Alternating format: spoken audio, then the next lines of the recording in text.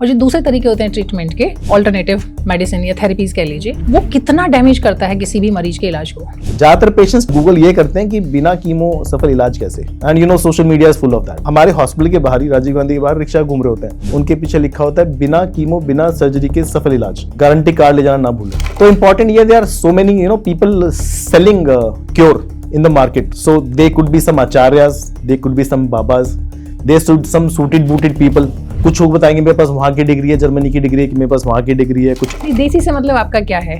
देसी में एक हमारा हो गया जो आयुर्वेद, जिसकी हम बात करते हैं, आयुर्वेद, नेचुरोपैथी, और एक बाबा झाड़ फूक। ये 3 अलग अलग कैटेगरीज हैं। कैंसर जहाँ तक आता है ना, ये सब एक कैटेगरी के अंदर है। और बहुत सारी दवाइयाँ, ये भस्म वगैरह जो लोग खा रहे होते हैं, ये क्या कैंसर का जो रियल और एक्चुअल ट्रीटमेंट है उसको डिले कर देता है या उसको नुकसान पहुंचा देता है? जितने भी आयुर्वेद, यूनानी, जितने भी हैं, Indian government has told them you can not claim that you are treating cancer. अब बायोप्सी को लेकर बहुत लंबे टाइम तक लोगों के मन में ये रहा है कि बायोप्सी कराने से कैंसर फैलता है, क्योंकि एक ना वो आम भाषा में लोग बोलते हैं कि चाकू लग गया अगर कैंसर में तो फिर वो फैल गया। मेरी खुद की फैमिली के अंदर they have been 3 patients of cancer. My mother in law, मेरी नानी, मेरी मामी, all had breast cancers. All of them underwent all these biopsy treatments. So if I am not sparing my family members, then why will say कि तुम ऐसा मत करो, वैसा मत करो। उनके साथ तो कुछ मैं गलत नहीं होने दूंगा ना। जब आप बहुत लंबा टाइम भूखे रहते हैं तो आपके कैंसर सेल्स खाना शुरू कर देते हैं। पहले जो भी आपके खराब सेल्स होते हैं बॉडी के, वो किल होने लगते हैं, आपकी बॉडी उनको मारने लगती है। आप कितना भी फास्टिंग कर लो, कैंसर सेल को कोई फर्क नहीं पड़ता, आपका नॉर्मल सेल्स हीट लेंगे। तो there is not even a single one who says कि you do fasting that will help your cancer. वो पहले से अपना कुछ रिसर्च करके आते हैं कि कैंसर सेल्स शुगर पे पलते हैं और आप शुगर बंद कर दो तो कैंसर सेल मर जाएगा, है ना। That is common thing. Cancer cell आपके बाहर की खाई हुई शुगर नहीं यूज करता है, वो आपके नॉर्मल सेल्स की शुगर यूज करता है। तो इट्स नॉट कि आप शुगर बंद कर दोगे तो फिर वो कैंसर सेल मर जाएगा। ऐसे तो कैंसर को ऑक्सीजन भी चाहिए। तो ऑक्सीजन बंद नहीं करता। बड़ा अजीब सा लॉजिक है कि आमतौर पे जो एक जनरल परसेप्शन लोगों का होता है कि डॉक्टर तो महंगी दवाई लिखते हैं क्योंकि वो तो उनको फार्मा कंपनी के साथ उनका नॉर्मल कीमोथेरेपी भी काम करती है। सिद्धू साहब का एक स्टेटमेंट आया था, I will talk about how she came back, the diet that we gave her. Miracle हुआ गुरु। तो बहुत कंट्रोवर्सी हुई थी, जिनका कहना था कि कुछ नहीं किया, सिर्फ आयुर्वेद भी नहीं कह सकते, इनफैक्ट ये सब डाइट में जो चेंज किया उसके बाद हुआ। जब मेरा इंटरव्यू किया तो मैंने स्पेशली पूछा था, गलत है अगर आप कहो कि एलोपैथिक ट्रीटमेंट नहीं करनी, वो आपको करनी पड़ेगी। तो तब उन्होंने मेंशन किया था इस बात को कि भाई मैं मेडिकल डॉक्टर हूँ, मैं नहीं डिनाई करूँगा। That the focus should be on the actual treatment. क्या कैंसर के लिए भी वैक्सीन है तो किस कैंसर के लिए है? I should not take name. हमारे थे कुछ, उन्होंने बोला था मैंने वैक्सीन बना दी, है ना, कोरोना के अंदर। अब आपने 100 पहलवानों को वैक्सीन दे दी, वो तो जिंदा रहने ही थे ना। उसके बाद उनसे प्रूफ मांगा, नहीं सॉरी वो तो मैं इम्यूनिटी बढ़ाने के लिए दे रहा था।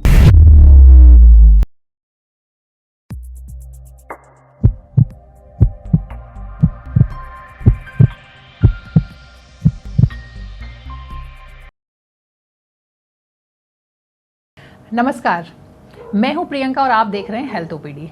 दोस्तों, जैसे ही कैंसर का नाम कोई सुनता है तो कहते हैं ना कि आधी तो हिम्मत वैसे जवाब दे जाती है। अगर किसी को खुद या फिर उसके परिवार में किसी को या किसी करीबी को कैंसर हो जाता है तो ऐसे में आदमी कई बार सही इलाज के बजाय इधर उधर भटकना शुरू कर देता है, और यही सबसे बड़ी गलती होती है। तो आज का जो हमारा पॉडकास्ट है वो हमें बताएगा कि अगर किसी को कैंसर होता है तो सही लाइन ऑफ ट्रीटमेंट क्या होना चाहिए, ऐसी कौन सी गलतियाँ हैं जो आपके लाइफ स्पैन को छोटा कर सकते हैं, कम कर सकते हैं।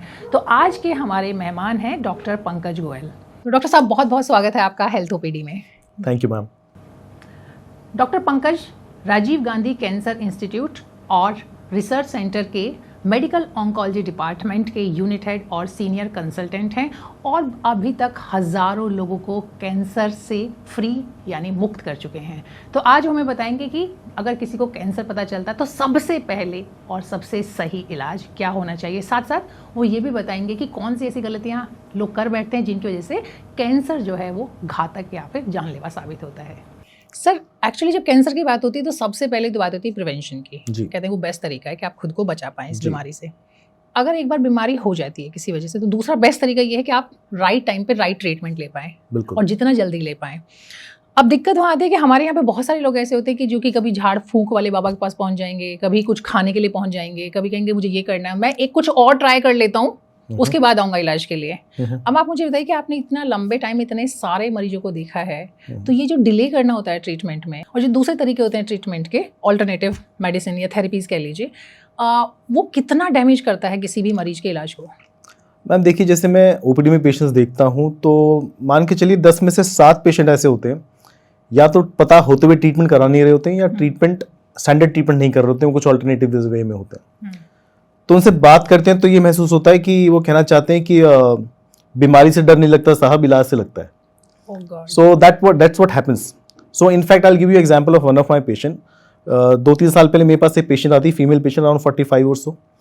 ऊपर उसने दुपट्टा डाला हुआ था, तो आई थॉट पंजाब से इसलिए डाला हुआ है। देन आई आस्क्ड कि क्या हुआ है, दुपट्टा हटाया उसने, उसके अंदर there was a tumour like this, जैसे ताज पहनती है ना प्रिंसेस, वैसे करके ट्यूमर। देन आई आस्क्ड कि क्या हुआ ये, कहते जी डॉक्टर साहब ये ना साल भर पहले ना पीछे इतनी सी गांठ थी, उसके बाद मैंने ना इसको दिखाया अपने यहाँ पे, तो हकीम साहब बोले ये ना खोपड़ी के अंदर कैंसर है, तो मैं इसका इलाज करूँगा तो बाहर आ जाएगी। तो वो कुछ इलाज करता रहा, वो गांठ बढ़ती रही और वो पेशेंट सोचता रहा कि अंदर से बाहर आ रहा है। मैंने कहा तो अब क्यों आए हो?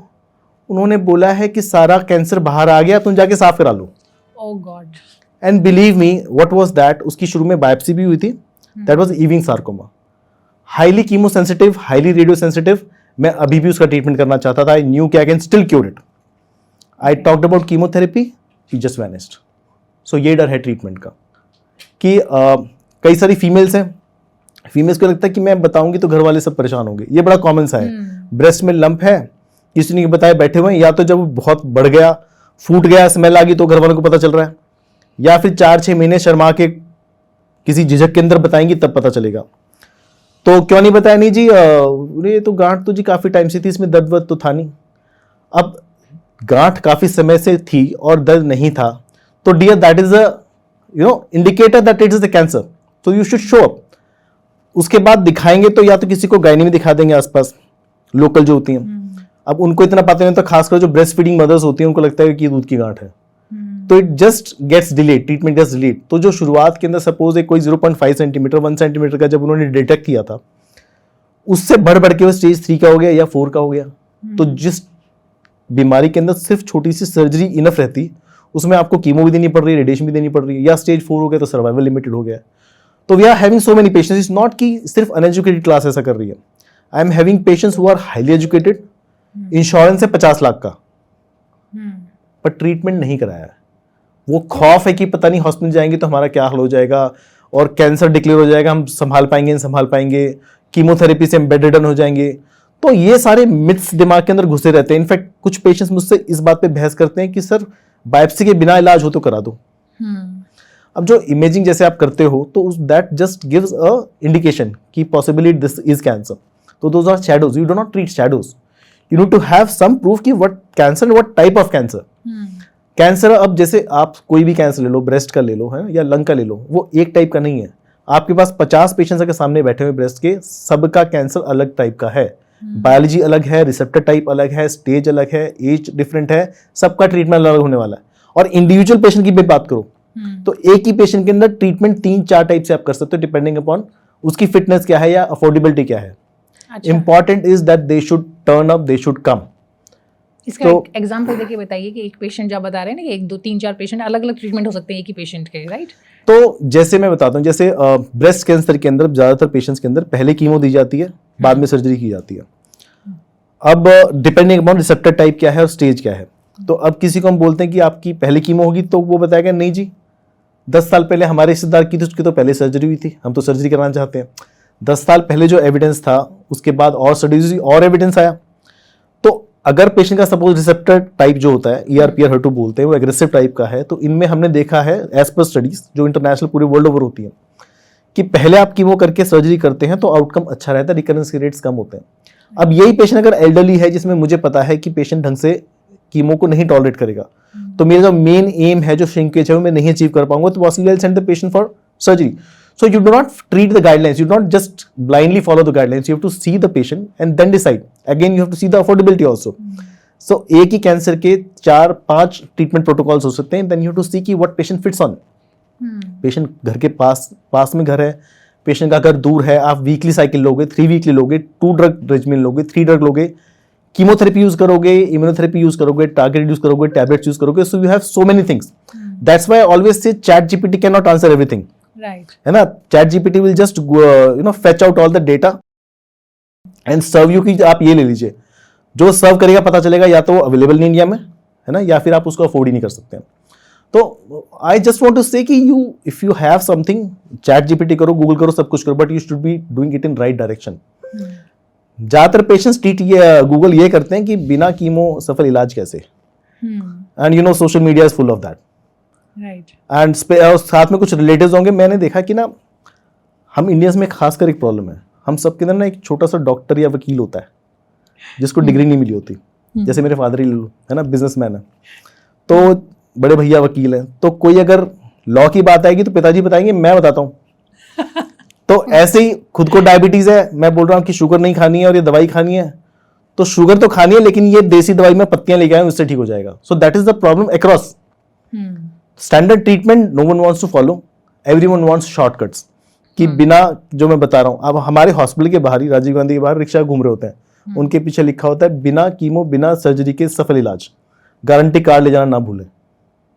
आप ही हॉस्पिटल के बाहर. तो मैं बता रहा हूँ, तो आप जहां भी जाओगे ना, आप थोड़ा सा नजर घुमा के देखो, आपको इस टाइप के दीवारों पे लिखे मिलेंगे कि बिना कीमो बिना सर्जरी सफल इलाज. जी. तो ये गारंटी वाले इलाज के पीछे हम भाग रहे होते हैं. तो जब आप एग्जाम्पल लो, कोई अगर आदमी गाड़ी का पार्ट चेंज कराता है ना, तो पहले कंफर्म करता है ये ओरिजिनल तो है, उसका बिल चेक करता है, सब कुछ चेक करता है. इन जगहों पे जब जाते हैं तो वो बॉडी पे हमारे कुछ करने वाला है. We are not cross questioning that, we are not checking कि उसने मुझे क्या ड्रग दी है, ये क्या है, इसका आउटकम क्या है. जैसे इम्यूनोथेरेपी, सबको पता है कि इम्यूनोथेरेपी अच्छा काम करती है. ठीक है, अच्छा काम करती है, ऐसा नहीं कि हर कैंसर में करती है, हर स्टेज में करती है, डिफरेंट इंडिकेशन है. आप इम्यूनोथेरेपी गूगल करो, सबसे ऊपर क्वैक्स के वो आएंगे गूगल के ऊपर, personalised immunotherapy. So what they are doing is, वो आपका बोलेंगे आपके सेल्स निकाल के हम जी पर्सनलाइज्ड इम्यूनोथेरेपी बनाएंगे. That is not the immunotherapy which is being recommended. तो यू हैव टू आस्क कि क्या ड्रग दे रहे हो, you have to ask the bill. हाँ, so that's what I am saying. So believe me, जब मैं इनको देखता हूं सोशल मीडिया पे तो I get confused. So they are with tie coat apron, मुझे लगता है कि यार तो क्वालिफाइड आदमी है. Then you check their degrees, they are not. जैसे कोई पेशेंट ट्रीटमेंट कहीं से लेता है, अगर किसी स्टैंडर्ड हॉस्पिटल से कुछ मिसहैप हो जाता है तो वो सोशल मीडिया पे बोलेगा हाई ये हो गया, उसके ऊपर केस कर देगा. इन जगहों से जब केस खराब होता है तो किसी को बताता नहीं कि लोग सोचेंगे पागल कहाँ गया था. तो they just keep mum and they just keep quiet and they will come, अरे सर वो उसने मिसगाइड कर दिया उधर आके, then they will start the treatment. तो इंपॉर्टेंट ये, they are so many people selling cure in the market. So they could be some acharyas, they could be some babas, they should some suited booted people. कुछ लोग बताएंगे मेरे पास वहां की degree है, Germany की डिग्री है, कि मेरे पास वहां की डिग्री है, कुछ इंदौरी डिग्री है, कुछ करके. इंपॉर्टेंट इज दैट जिसको भी फॉलो कर रहे हो ना, just please check the degree whether that is recognized by medical council of India और नॉट. जो ड्रग वो दे रहा है वो आप देखिए कि वो अप्रूव्ड ड्रग है या नहीं है. आप सोचो अगर बिल क्लिंटन की वाइफ को अगर कैंसर हो जाएगा तो वो इन गुरु बाबाओं आचार्यों को फॉलो करने वाले हैं क्या? नहीं ना. सो important is that you should follow what ever is the standard the modern treatment. अब हम पूछें कि जी अल्कोहल कौन सा लेना पसंद करेंगे, तो सिंगल मॉड लेना चाहते हैं हम, देसी नहीं पीना चाहते. लेकिन अगर ट्रीटमेंट की बात करो, ट्रीटमेंट हम देसी करना चाहते हैं. नहीं, देसी से मतलब आपका क्या है? देसी में एक हमारा हो गया जो आयुर्वेद, जिसकी हम बात करते हैं, आयुर्वेद, नेचुरोपैथी, और एक बाबा झाड़ फूक. ये 3 अलग अलग कैटेगरीज हैं. मैडम ये ना कैंसर जहां तक आता है ना, ये सब एक कैटेगरी के अंदर है. ओके. जैसे with all due respect, I am not against anything. If you talk about Ayush, है ना, जितने भी आयुर्वेद, यूनानी, सिद्धा, जितने भी हैं, Indian government has told them you can not claim that you are treating cancer. ये अगर उनको क्लेम किए, बोला गया कि आप नहीं ट्रीट करेंगे, तो ये बाबाओं की कैटेगरी में आ चुके हैं सारे के सारे. If they are claiming that they are treating cancer, आप अपनी नेचुरल डाइट से, नेचुरोपैथी या जो भी है ना, क्लेम करते हैं. आप ये हो सकता है कि आप ट्रीटमेंट जो है और बेटर टॉलरेट करें, है ना, आप हेल्दी लाइफस्टाइल अगर ले रहे हैं तो that is good. That can not replace the standard treatment. Problem is जब हमको लगता है कि मैं ऐसा करूंगा तो मैं ठीक हो जाऊंगा.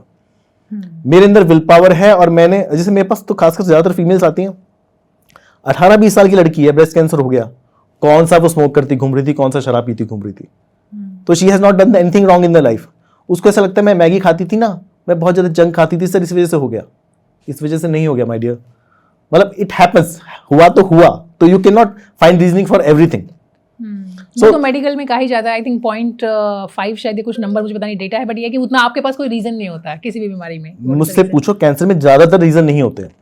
You leave head and neck cancer, you leave lung cancer, जिनमें ज्यादातर रीजन होते हैं, या तो वो गुटखा खा रहे हैं, है ना, या स्मोक कर रहे हैं, उनमें कॉमन रीजन होते हैं।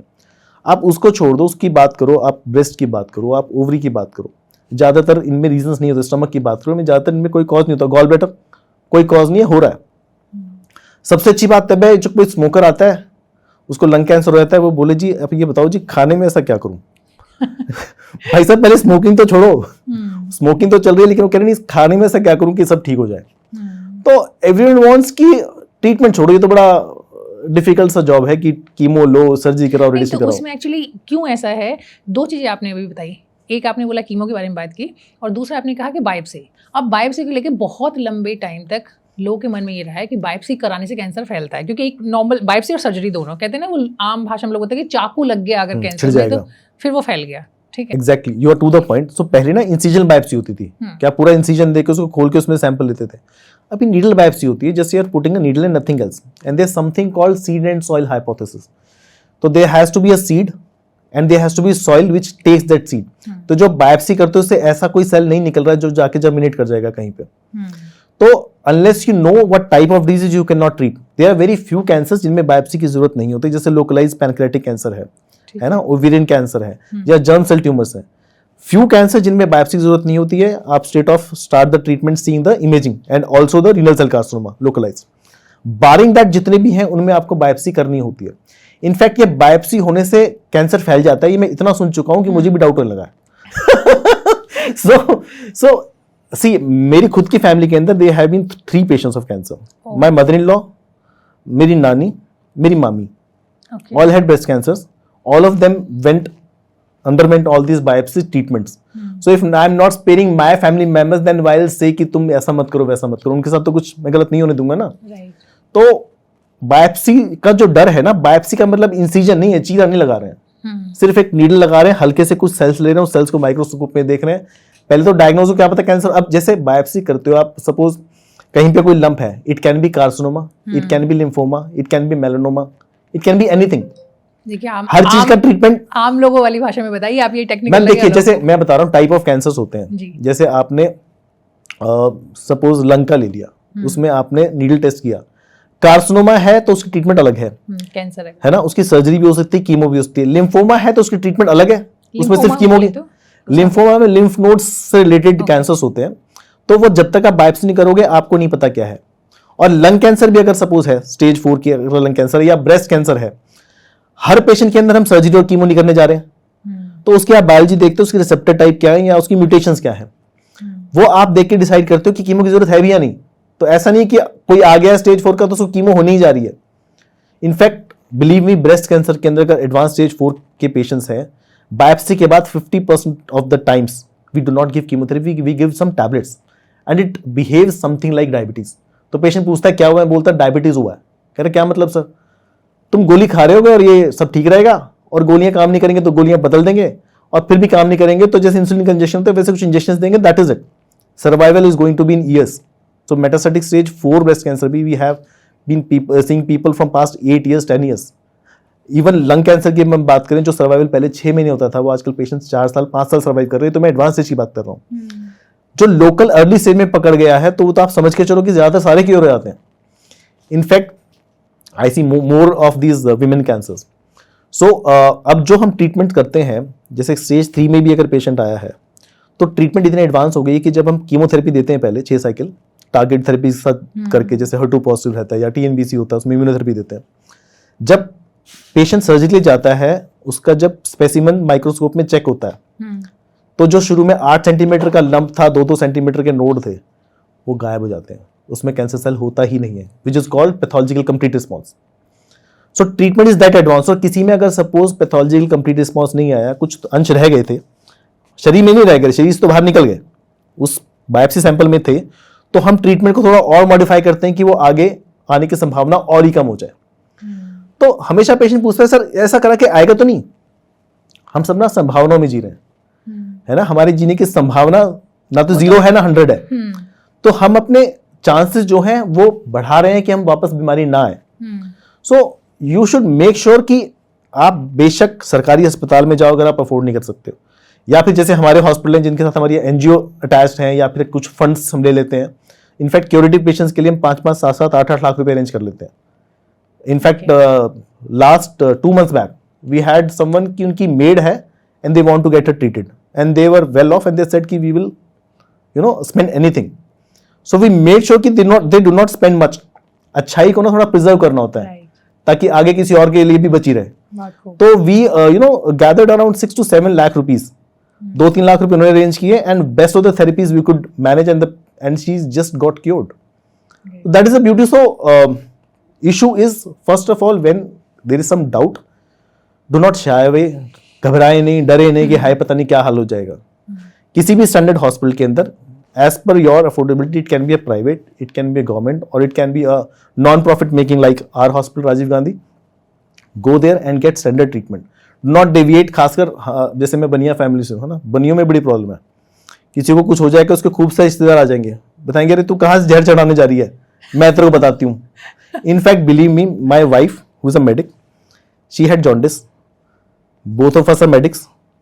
पेरेंट्स ने एक न्यूज़ नहीं और बाबा जी के पास ले गए और बाबा जी बता रहे तेरे अंदर भूत चढ़ गया है, तेरे माला पहना दे, ये वो पहना दे। अब आप बताइए कि जो पेरेंट्स आपकी नहीं सुन रहे तो आई एम सेइंग दैट कि मैं कई बार सोचता हूँ मैं उनको नहीं समझा पा रहा हूँ, leave her and she is so scared. उसको लग रहा है जो बीमार है उसको तो समझ में नहीं आ रहा, उसको लग रहा है सच में भूत घुस गया उनके अंदर।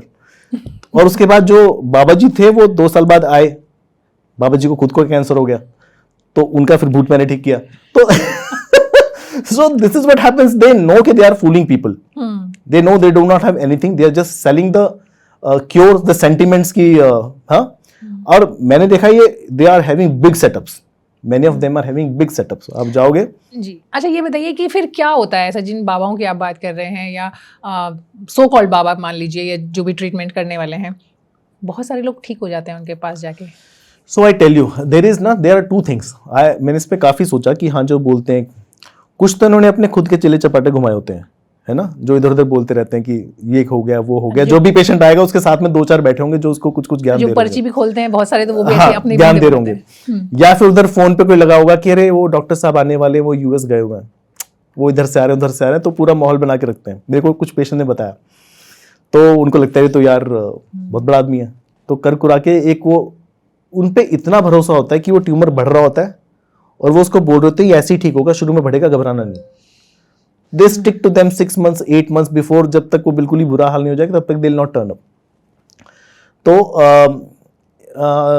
ये जो जितने भी हैं, तो प्रॉब्लम इज कि they are so convincing, guarantee दे देते हैं। जैसे हमसे कोई गारंटी पूछता है, बोलते हैं गारंटी नहीं है, will make our best and most likely get cured, but they will give guarantee कि तुम ठीक हो ही जाओगे। फिर बोलेंगे ये ट्रीटमेंट है, इससे काम नहीं चल रहा है, काम करो, इसका एडवांस वर्जन स्टार्ट करते हैं। तो जो आप बहुत बात कर रहे थे, कुछ पेशेंट्स ठीक हो जाते हैं, कुछ पेशेंट्स की तो ट्यूमर बायोलॉजी ऐसी होती है जिसे 100 में से 1 ऐसा होगा जिसमें हमने प्रेडिक्शन किया होगा 6 महीने, पर सबकी ट्यूमर बायोलॉजी एक जैसे नहीं होती। कुछ पेशेंट्स 6 साल भी सर्वाइव करेंगे। मेरे पास मेटास्टेटिक सीए इसोफेगस के पेशेंट्स हैं जिनको मैंने ट्रीटमेंट जब स्टार्ट किया था मैंने बोला था 6 महीने सर्वाइव करेगा, वो 6 महीने से जिंदा है। तो उनकी ट्यूमर बायोलॉजी ऐसी है कि वो प्रोफाउंड रिस्पॉन्स में चली गई है।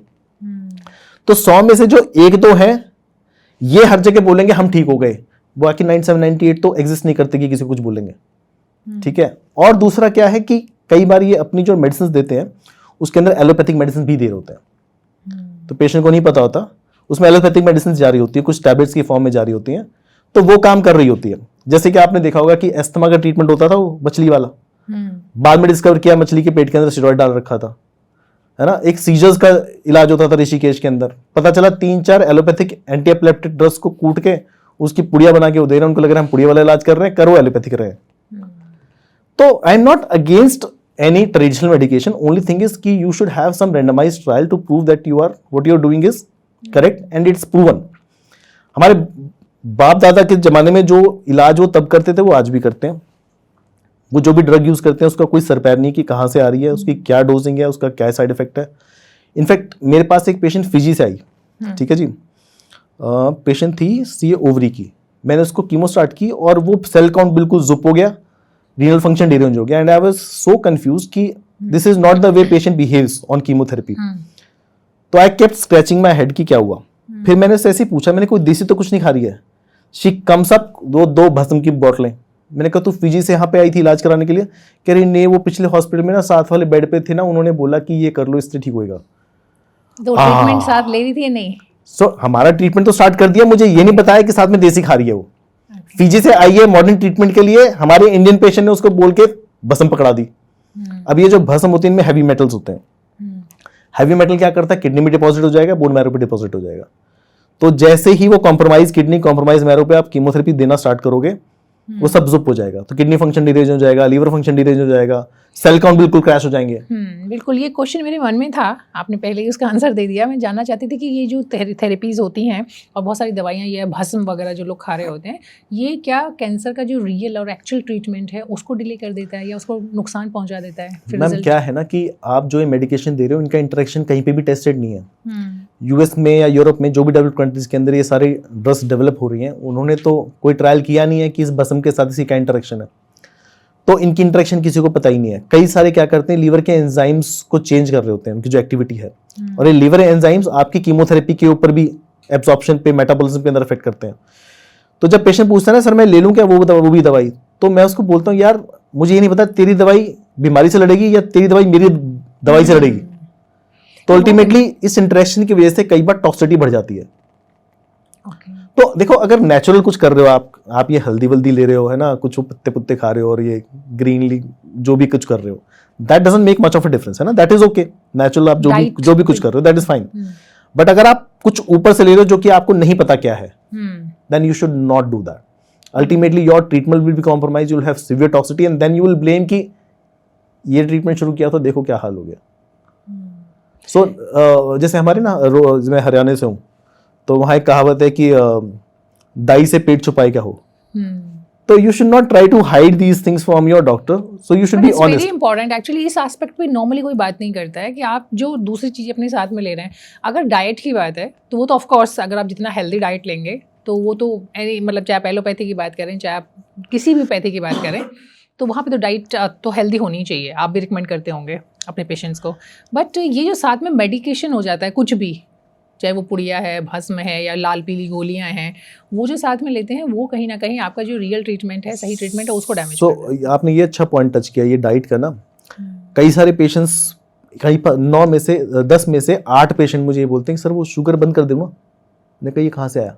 वो पहले से अपना कुछ रिसर्च करके आते हैं कि कैंसर सेल्स शुगर पे पलते हैं और आप शुगर बंद कर दो तो कैंसर सेल मर जाएगा, है ना, that is common thing. Cancer cell आपके बाहर की खाई हुई शुगर नहीं यूज करता है, वो आपके नॉर्मल सेल्स की शुगर यूज करता है। तो इट्स नॉट कि आप शुगर बंद कर दोगे तो फिर वो कैंसर सेल मर जाएगा।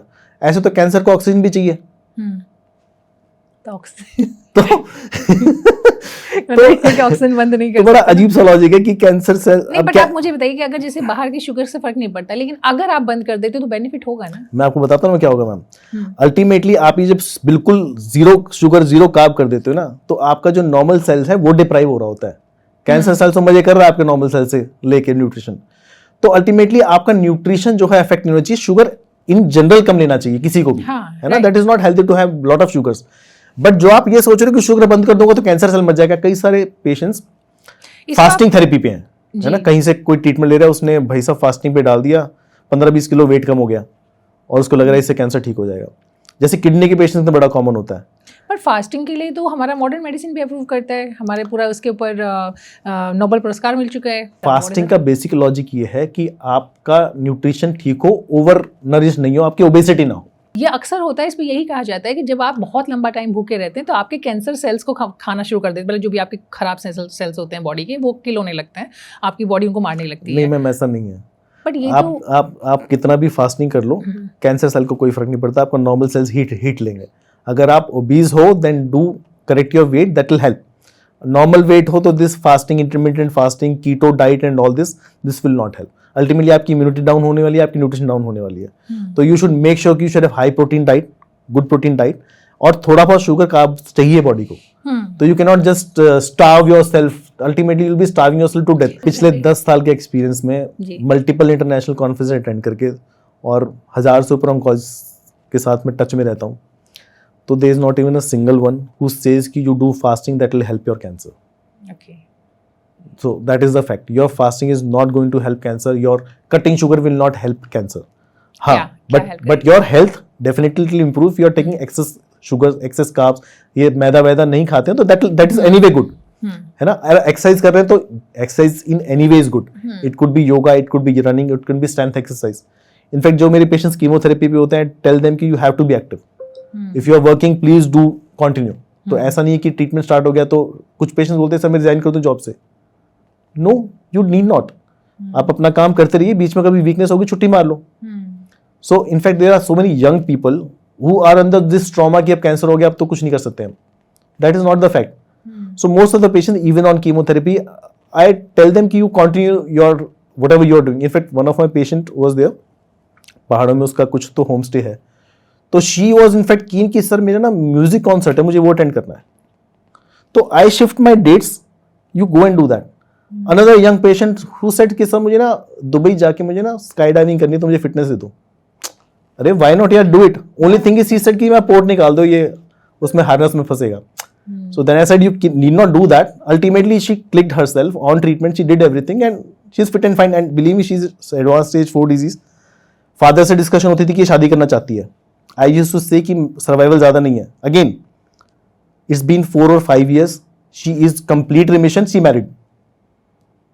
So सब कुछ आपके predictions के according नहीं जाता है. There is something more to science which you do not know. But ये एज अ डॉक्टर आपको लगता होगा कि इस तरह के केस जब सामने आते हैं तो आप जानना चाहते होंगे कि क्या रहा होगा, तो आपने डिटेल में जाना भी होगा कि क्या उन्होंने अपने लाइफस्टाइल में चेंज किया या क्या चेंजेस था जिसकी वजह से, कुछ तो रीजन रहा होगा. मैम जितने भी, मैं फिर वही बता रहा हूँ, डिजीज बायोलॉजी अगर 100 पेशेंट सपोज एक रिसेप्टर टाइप के हैं, सबकी डिजीज बायोलॉजी सेम नहीं होगी, उसमें डिफरेंस होगा. कुछ होंगे जो, जैसे हम बोलते हैं ना कि सर्वाइवल, सपोज किसी पेशेंट का बोलते हैं कि एवरेज सर्वाइवल 5 ईयर्स है, तो कुछ पेशेंट्स होंगे जो 2.5 साल सर्वाइव करेंगे, कुछ पेशेंट्स होंगे जो 15 साल सर्वाइव कर रहे होंगे. तब जाके उसका एवरेज बनेगा. 80% लगभग उतने जाएंगे, पर 10% इधर या उधर डेविएट होंगे.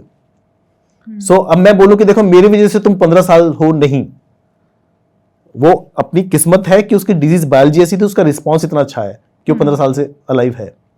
सो it's a difference of the disease biology, not कि we are doing anything outstanding. We are following whatever the standard guidelines is which has been proven in randomise trial. का मतलब ये है कि मैंने 1000 पेशेंट्स को एक ट्रीटमेंट दिया, 1000 पेशेंट्स को एक ट्रीटमेंट दिया और मुझे नहीं पता किसको क्या दिया. उसके बाद में एनालाइज किया ब्लाइंडेड होके, है ना, सबकी एज मैच की, सबका वेट मैच किया, सबका रिसेप्टर टाइप मैच किया, सबका सब कुछ मैच किया, एथनिसिटी मैच की. उसके बाद उनमें देखा कि किसमें कितना फर्क है, उसके बाद वो एनालाइज हुआ. ऐसे नहीं कि जैसे I should not take name, हमारे थे कुछ, उन्होंने बोला था मैंने वैक्सीन बना दी, है ना, कोरोना के अंदर. अब आपने 100 पहलवानों को वैक्सीन दे दी, वो तो जिंदा रह नहीं थे ना. उसके बाद उनसे प्रूफ मांगा, नहीं सॉरी वो तो मैं इम्यूनिटी बढ़ाने के लिए दे रहा था. ऐसे ही आपके को क्रिकेटर साहब, वो उनकी वाइफ, सारा मॉडर्न ट्रीटमेंट ले लिया, ठीक हो गए. ज्ञान किस पे दे रहे हैं? बेसिकली न्यूट्रिशन पे, हमने ये किया, हमने वो किया. तो आपको इंटरव्यू है मेरे साथ, मैंने किया उनसे बातचीत काफी डिटेल में. उन्होंने बताया कि क्योंकि वो she is also medico person, उन्होंने कहा कि मैंने कीमो कराया, मैंने रेडियो के कराया और मेरी सर्जरी हुई है, एवरीथिंग इज डन. लेकिन उसके बाद जो पिछले 4 साल से मेरा जो कैंसर नहीं आया, उसका मुझे लगता है वो मेरा लाइफस्टाइल है, जो मैंने अपनी डाइट चेंज की है. डाइट मैं आपको वही बता रहा हूँ कि आपने डाइट चेंज की है या नहीं की है. जिसने नहीं किया उसका भी नहीं आ रहा है. तो please do not give so much credit to what you have done. Ultimately लोग ना उसको भूल जाते हैं कि आपने कीमो ली, सर्जरी ली, रेडिएशन लिया. वो इस पे फोकस करते हैं कि अच्छा खाने पीने में क्या किया. तो they leave the actual treatment, they focus on that कि इससे ठीक हो जाएंगे. नहीं, चलिए मैं 1 मिनट के लिए मान लेती हूँ कि ट्रीटमेंट पूरा हो गया. जैसे हमने जो एग्जांपल हमने सिद्धू जी के लिया उनकी, तो उसी की हम बात कर लेते हैं, उन्हीं की. सॉरी, उन्होंने बताया कि ट्रीटमेंट सारा हो गया. ट्रीटमेंट के बाद मैंने अपने लाइफस्टाइल को चेंज किया, अपने डाइट वगैरह को, जो भी उनको लगा कि भाई ये चीज़ें लेनी चाहिए. और जो हमारे आयुर्वेद में बहुत सारी चीज़ें हैं भी कि प्रूवन है कि ये इसके लिए अच्छा है, वो उसके लिए अच्छा है, इम्यूनिटी से लेकर तमाम चीज़ों के लिए. तो वो तो गलत नहीं है, ट्रीटमेंट छोड़ना गलत है. मैं वही बोल रहा हूँ ना, पीपल गेट, मेरे पास कितने पेशेंट आए उस टाइम कि सर हम तो फिर वो जो उन्होंने समझाया था वो उस पर है, मैं उस पर मतलब कह रहा वो हमने देखा था, तो हम 5-6 महीने से वही जो उन्होंने लिखा था सारा वो फॉलो कर रहे हैं, वो हल्दी फल्दी जितनी जो भी कुछ है. तो they are not taking the actual treatment. तो जो सोशल मीडिया भी प्रोजेक्ट कर रहा है वो ट्रीटमेंट पे फोकस नहीं कर रहा है, वो ऑल्टरनेटिव पे फोकस कर रहा है कि इन्होंने ये हल्दी लिया, उसमें मसाला डाला, ये जो भी किया. और मतलब दिस इज गुड. देखो, healthy lifestyle is good. I'm not saying you should not do it, but that is not which will replace your actual treatment. That will help, but that will not replace the treatment which you have to take. In fact, one of my patient was there. She was from Nepal, she was some miss Nepal also. हाँ, okay, सारा treatment किया हमने, she got cured and then she has started her YouTube channel और उसके अंदर वो diet बता रही है। तो मैं बता रहा हूँ हर किसी के अंदर एक डॉक्टर है, हर कोई ये बताना चाहता है कि हमने हट के क्या किया। कोई ये नहीं बताना चाहता कि मैंने एक्चुअल ट्रीटमेंट जैसे भेड़ चाल होती है वैसे लिया, हर कोई बताना चाहते हैं हम शेर हैं, अलग से कुछ किया हमने, something different. So that is a problem. अब आपको लोग फॉलो कर रहे हैं and they will think that you have not taken the treatment. So problem is कि हर कोई एक शॉर्टकट चाहता है कि जिसमें ना बहुत सफरिंग्स नहीं हो, जिसमें बहुत आपके बाल ना जाए, आपकी ब्यूटी कॉम्प्रोमाइज नहीं हो, आपको साइड इफेक्ट्स नहीं हो। नहीं, बट अगर आप सब कुछ करके जिंदा रहना सबसे इंपॉर्टेंट है ना, तो पहले तो ये किसी को मानना होगा ना कि आप कुछ भी कर लो, अगर ब्यूटी चली जाएगी तो चलेगी, लेकिन जिंदगी बची रहनी चाहिए। मैम, पेशेंट जब हमसे बात करता है ना, उसका सारा फोकस ये रहता है कि इलाज से क्या क्या हो सकता है, क्या क्या दिक्कतें हो सकती हैं, बीमारी से क्या दिक्कत होगी, वो उसको कहीं डिसअपियर हो जाता है। वो बेसिकली डर ट्रीटमेंट का है कि ट्रीटमेंट से क्या हो जाएगा। तो वी हैव टू जब फर्स्ट टाइम पेशेंट आता है, we have to give more than half an hour to discuss कि क्या क्या होगा, क्या नहीं होगा, and what will the outcome. जी, ऐसा लगता है कि बीमारी से डरने लगता है, साहब इलाज से लगता है। एग्जैक्टली, तो दैट इज द प्रॉब्लम। तो अल्टीमेटली फर्स्ट विजिट तो यूजुअली इस पे रहती है कि let's not talk about lot of disease, इधर उधर की बात करते हैं, let's be comfortable with each other, right. है ना। You should have that confidence कि we are there for you, and then from next visit maybe we discuss more in detail about treatment. दूसरा जो concern आता है वो आता है आपका कीमो को लेकर, जैसे आपने अभी बताया कि कीमो पे लोग होता है कि मेरे बाल चले जाएंगे, तो और कहते हैं इम्यूनिटी बहुत वीक हो जाती है। अब पहला कंसर्न तो आता है कि क्या सारे कीमो पे बाल चले जाते हैं? डिफरेंट कीमोथेरेपी से कुछों पे जाते हैं, कुछों पे नहीं जाते हैं। जिन पे जाते भी हैं ना, उनमें now there are things which we call cold cap. उसमें जब कीमोथेरेपी देते हैं तो एक हेलमेट टाइप का कुछ पहनाते हैं, उसका ना टेम्परेचर माइनस में होता है, -4 के आसपास। तो उससे कीमोथेरेपी की सर्कुलेशन स्कैल्प में कम हो जाती है, तो उनमें हेयर लॉस कम हो जाता है। If you are very much concern, then we use that cold cap on each chemotherapy session. वो जब आप कीमोथेरेपी देते हैं उस टाइम लगाते हैं, बाकी हटा देते हैं। एंड बिलीव मी, मेरे जितने भी पेशेंट्स हैं जिनका हेयर लॉस हुआ था, जब बाल आए ना तो पहले से बेटर आए, है ना। आपने अपना जो भी डाइट वगैरह अच्छा लिया या दवाइयाँ कुछ होंगी, उनका असर होगा। मैम, पहले ना ज्यादातर जैसे लंबी चोटी रखी हुई, ये रखा हुआ, वो रखा हुआ है, अब वो उनका टेक्सचर चेंज हो गया है, कर्ली हो गए हैं, तो ज्यादातर वो शॉर्ट रख रहे हैं, they are happy with that new look. So you have to just have faith कि this is temporary, this hair loss and everything is temporary. कौन से वाले कैंसर में? जैसे ब्रेस्ट कैंसर के अंदर एंथ्रासाइक्लिन देते हैं, टैक्सिन देते हैं, इनसे हेयर लॉस काफी होता है। या फिर जैसे जेमसेटाबिन वगैरह होती है, उसमें कम होता है। कुछ लेटेस्ट ड्रग्स आई हैं, एनहर्टू, उसमें ज्यादा होता है। या टारगेटेड थेरेपी है, जैसे ये आपका पर्टुजिमाब हो गया, ट्राइसोजिमाब हो गया, या इम्यूनोथेरेपी, उनसे हेयर लॉस नहीं होता है। तो ऐसा नहीं कि सारी ड्रग्स हेयर लॉस करती हैं, और हम ऐसा भी नहीं कि आपके हेयर की वजह से हम ट्रीटमेंट बिल्कुल ही चेंज कर देंगे। So idea is that, see, first shot should be the best shot. जब आपको फर्स्ट टाइम किसी को कैंसर होता है, first time you should hit it hard that it doesn't come back. So you should not worry about कि ये temporary problem से hair loss होंगे या मेरा थोड़ा सा रंग डार्क हो जाएगा, ये सब वापस। कलर भी, कॉम्प्लेक्शन भी। सो एंथ्रासाइक्लिन जब हम देते हैं तो पेशेंट्स के नेल्स ब्लैक हो जाते हैं, है ना, म्यूकोसा ब्लैक हो जाता है, but that is temporary. Okay. तो जब पेशेंट आते बोलते हैं सर ब्लैक हो गया, आई टेल देम कि अभी ये ब्लैक को व्हाइट करने की मेडिसिन चलेगी इसके बाद। तो 4 के बाद जब ड्रग चेंज होती है तो इट बिकम्स नॉर्मल अगेन। ऐसी टैबलेट है, कैप्स्टापिन देते हैं, उससे हाथ पैर पूरे के पूरे ड्राई अप हो जाते हैं। So that is all temporary, and again it's not कि हमने ये डिसाइड कर लिया तो 6 महीने तक यही इलाज चलने वाला है। सो ट्रीटमेंट की डोज, ड्रग्स, वो सब हम चेंज करते रहते हैं as per the tolerance of the patient. So target is not कि पेशेंट को बेड रिडन करके क्योर करना है, पेशेंट चलता फिरता रहेगा उसके साथ क्योर करना है। सो इंपॉर्टेंट इज कि not just the quantity of life, you have to see the quality of life as well. So there are so many parameters when patient sits with us कि when we decide कि तुम्हारे लिए क्या treatment ठीक रहेगा। तो as I told कि distance क्या है, अफोर्डेबिलिटी क्या है, पहले से कोमोबिडिटी क्या है, कितना फ्रीक्वेंटली आ सकते हो, पहले से क्या कोई इम्यून साइड इफेक्ट है नहीं है, diabetes, hypertension. So you have so many things to discuss and then you finally decide that what should be the best treatment for you. अच्छा, इसमें जो दूसरा कंसर्न आता है वो ये आता है कि एक हेयर फॉल जो आपने बता ही दिया कि अब तो उसके भी कैप्स आ गए, तो ये आई थिंक मैं भी पहली बार सुन रही हूँ, और काफ़ी अच्छा है जो लोग अपने लुक को लेके, सभी लोग होते हैं मोर और लेस, ध्यान रखना। कई लोग ऑप्ट करते हैं, कई लोग कहते हैं कि सर एडिशनल कुछ खर्चा बढ़ता है इसमें? सर अराउंड 3,000 to 4,000 पर सेशन मिनिमल सा कॉस्ट है, सो that is it, nothing more. ठीक है। और दूसरा आता है कि क्योंकि जब कीमो दी जाती है तो आपकी जो बॉडी के सेल्स होते हैं उसको उसकी इम्यूनिटी वीक की जाती है, राइट, ताकि कैंसर सेल से फाइट कर सकें। अब यहाँ भी लोगों को होता है कि भाई मेरी तो इम्यूनिटी इतनी ज़्यादा कम हो जाएगी कि मैं तो बिस्तर से उठ नहीं पाऊंगा या पाऊंगी, मैं तो अपना काम नहीं कर पाऊंगा और फिर और बीमारियाँ मुझे और न जकड़ लें। तो मैं आपको ना मोटा मोटा समझाता हूँ treatments, different types of treatment किस तरीके से काम करती है। तो आजकल ये वॉर चल रही है तो उसी की फॉर्म में समझा रहा हूँ आपको, है ना। ठीक है। तो कीमोथेरेपी काम करती है AK-47 की तरह। जो कैंसर सेल है उसको हिट करेगी, नॉर्मल सेल्स के ऊपर भी थोड़ा बहुत हिट जाएगा, ठीक है। तो नॉर्मल सेल्स भी थोड़ा बहुत साइड इफेक्ट्स लेंगे। तो जो फास्ट मल्टीप्लाइंग सेल्स हैं वो डैमेज होते हैं। तो फास्ट मल्टीप्लाइंग सेल्स आपके बोन मैरो के सेल्स हो गए जहाँ से सेल्स बनते हैं, आपके हेयर फॉलिकल्स हो गए, है ना। तो इस वजह से ये जो है हेयर फॉल होता है या फिर सेल काउंट कम होता है। फिर टारगेटेड थेरेपी होती है। टारगेट थेरेपी काम करती है स्नाइपर की तरह। तो वो पर्टिकुलर टारगेट को आइडेंटिफाई करेगी सेल पे जिसके ऊपर वो पर्टिकुलर रिसेप्टर उसको हिट करेगी और नॉर्मल सेल्स को हिट नहीं करेगी। फिर एक इम्यूनोथेरेपी करके होती है जो भी लेटेस्ट आया। इम्यूनोथेरेपी क्या करती है, हमारे जो नॉर्मल डिफेंसिव सेल्स होते हैं उनको कैंसर सेल्स जो है उनको आइडेंटिफाई नहीं कर पाते हैं। कैंसर सेल्स में इस तरह की क्षमता होती है कि नॉर्मल सेल उसको आइडेंटिफाई नहीं कर पाता है, इस वजह से वो बचे रहते हैं। इम्यूनोथेरेपी हेल्प्स की जो हमारे नॉर्मल सेल्स हैं डिफेंसिव सेल्स वो इनको आइडेंटिफाई कर पाए, इनको हिट कर पाए। तो कुछ कैंसर्स के अंदर इम्यूनोथेरेपी हैज मेड वंडर्स।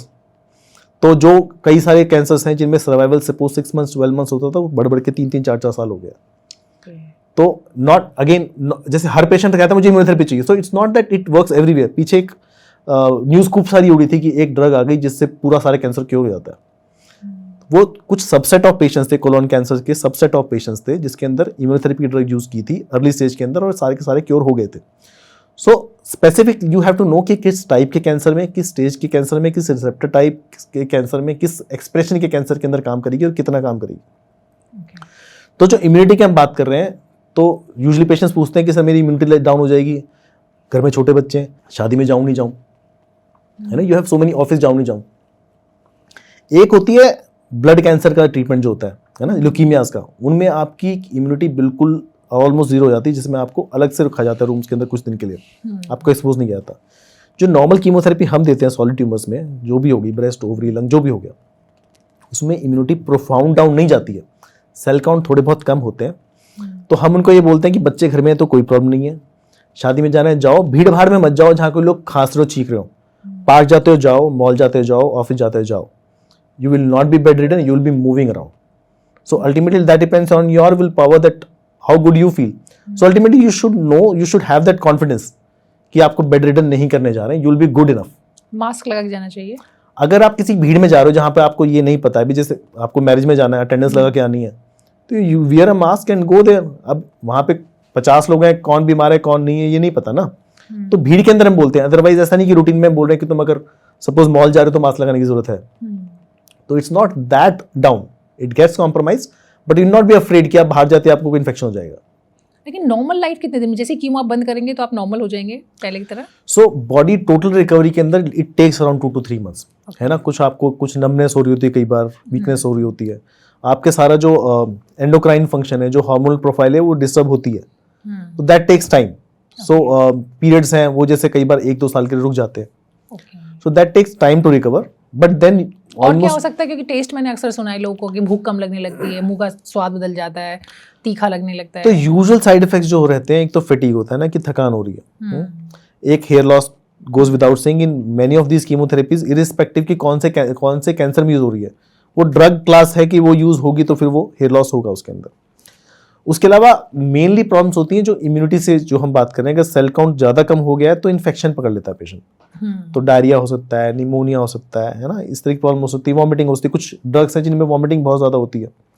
तो अब आप जैसे ड्रग्स डेवलप हो रही हैं वैसे सपोर्टिव मेडिसिन भी डेवलप हो रही हैं, तो we are having drugs which are so effective कि हाईली एमेटोजेनिक ड्रग के अंदर भी वॉमिटिंग नहीं हो रही है।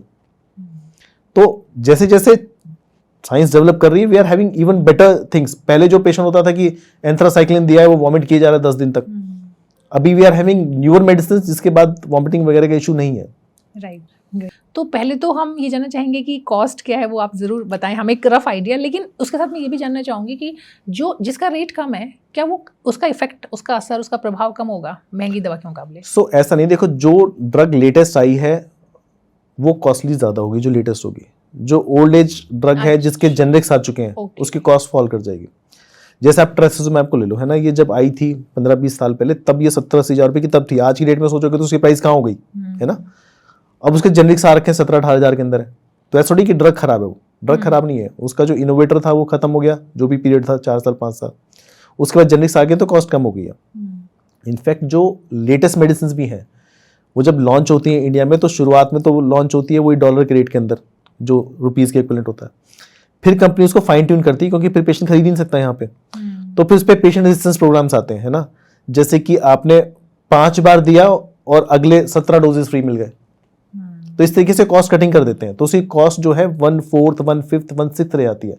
इनफैक्ट बिलीव मी, जो इम्यूनोथेरेपी की हम बात कर रहे हैं, जो पेम्ब्रोलिजुमैब, एटोजुलिजुमैब, निवोलुमैब, ये सारे जो है मैब्स, दे वर सो कॉस्टली, हार्डली कोई अफोर्ड कर पाता था। इनकी 1 साल की वैसे एमआरपी के हिसाब से अगर बात करो तो कॉस्टिंग बैठेगी 17 × 4 लगभग 60-70 लाख रुपए, तो कोई नहीं दे पाएगा। वो कॉस्ट घट घट के भी 6 से 10 लाख में सारी आ जाती है। फिर जेनरिक सारे हैं वो 4-5 लाख रुपए में आ जाते हैं। तो cost can be taken care of. और फिर मैं बोल रहा हूँ कि हर डिजीज के अंदर देयर आर डिफरेंट ऑप्शंस।